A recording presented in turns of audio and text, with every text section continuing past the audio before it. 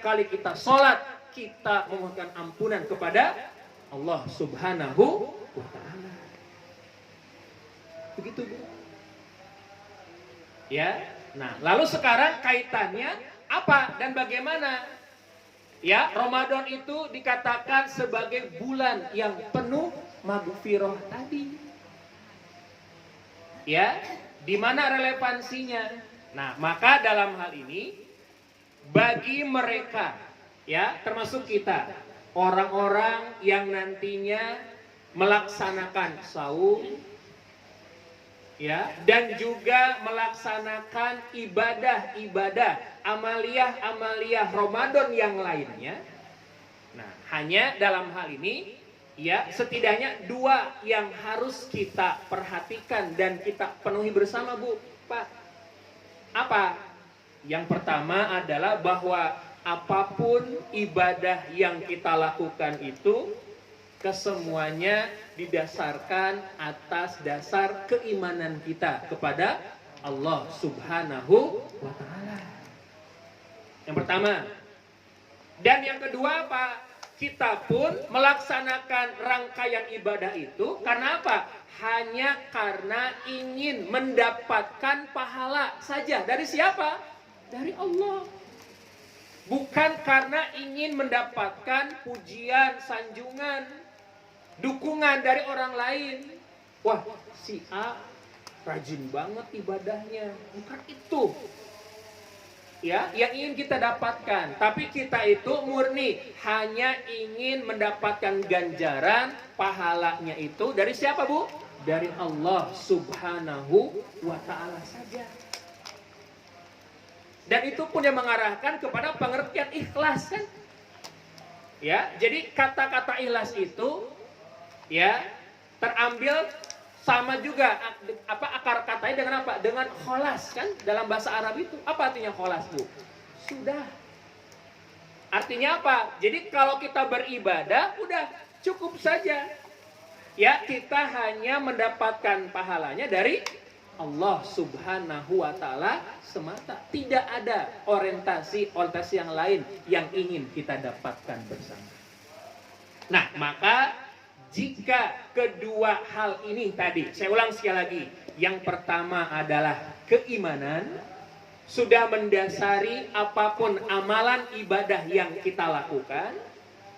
Yang keduanya adalah ihtisaban, kita itu hanya mengharapkan pahala dari Allah Subhanahu wa ta'ala semata. Nah, maka inilah yang nanti akan menghantarkan kita menjadi sosok, menjadi manusia yang akan diampunkan dosa-dosa terdahulu dari kita. Sekali lagi, terutama tadi dosa-dosa yang berkaitan dengan dosa-dosa kecil. Karena sekali lagi, ketika berkaitan dengan dosa besar, maka kewajiban kita adalah bertaubat. Kita menyesali akan perbuatan yang telah kita lakukan itu. Ya, lalu kita pun berjanji dalam diri tidak akan mengulanginya lagi. Dan yang ketiga apa? Kita menggantikannya dengan berbagai macam kebaikan-kebaikan. Itu tuh yang namanya taubatan nasuha. Ya, bukan tobat sambal, tobat apa? Tobat. Ya, tobat tomat katakan gitu. Tobat sambal itu kan udah tahu pedas tapi dicolek lagi. Ya, tidak menggambarkan tobat yang sesungguhnya. Nah, makanya dalam hadis riwayat Imam Al-Bukhari, Nabi SAW telah menegaskan kepada kita semua. Man soma Ramadana imanan wahtisaban ghufira lahu ma taqaddama min dzambi.